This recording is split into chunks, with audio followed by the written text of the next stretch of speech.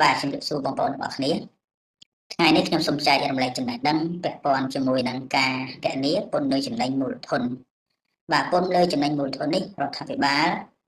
នឹងដាក់ឲ្យអនុវត្តចាប់ពីថ្ងៃទី1ខែមករាឆ្នាំ2026តទៅបាទអញ្ចឹងមុននឹងខ្ញុំបង្ហាញពីរបៀបនៃការគណនាពន្ធលើចំណេញមូលធននេះ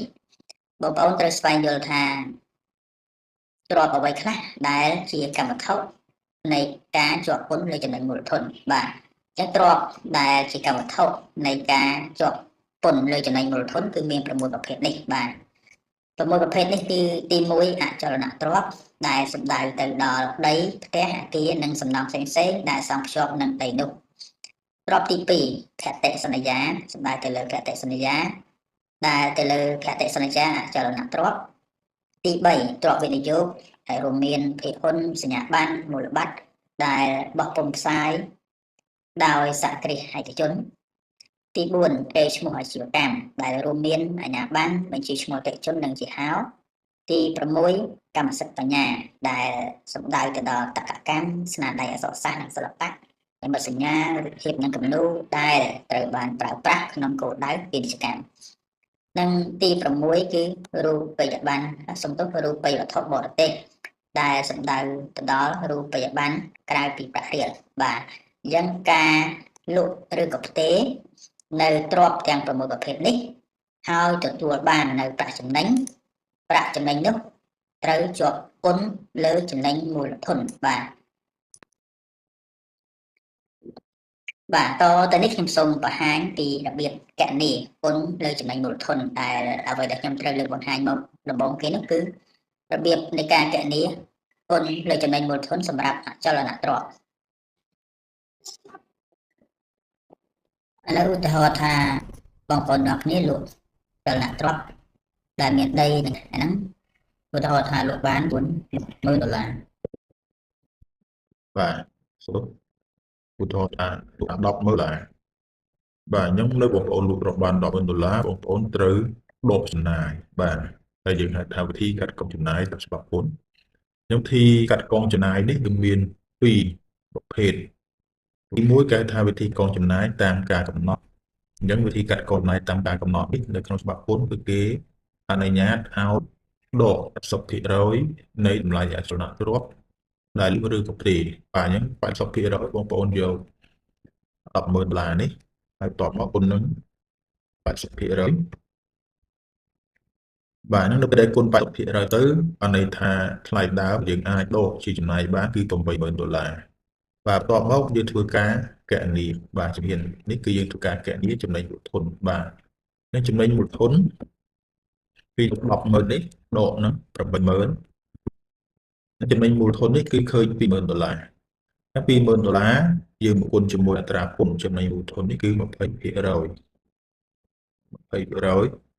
ចឹងយក20,000គុណនឹង20%អញ្ចឹងបានន័យថាពន្ធលើចំណេញមូលធនដែលបងប្អូនត្រូវបង់នេះគឺមានចំនួន$4,000បាទនេះគឺវិធីកាត់កងចំណាយទី1ចំណែកវិធីកាត់កងចំណាយទី2វិធីនេះគឺផ្អែកទៅលើចំណាយជាក់ស្ដែងដែលបងប្អូនមានជាឯកសារជាទុកផតាឧទាហរណ៍ថាចំណាយថ្លៃដើមលើការទិញទ្រព្យគឺបងប្អូនទិញមកមានចំណាយ$70,000ហើយបងប្អូនដាក់$70,000ហើយបន្ទាប់មកចំណាយផ្សេងមានដូចជាចំណាយទៅលើការពន្ធប្រថាប់ត្រានៅពេលដែលបងប្អូនទិញឧទាហរណ៍វាចំនួន$2,200ចំណាយទៅលើការបងប្អូនចំណាយទៅលើការបង់ពន្ធអចលនទ្រព្យនៅក្នុងអំឡុងពេលដែលបងប្រកាន់កាប់ទ្រព្យនឹងឧទាហរណ៍ថា$3,000ចំណាយលើការកែលម្អផ្សេងពាក់ព័ន្ធជាមួយនឹងទ្រព្យនោះឧទាហរណ៍$5,000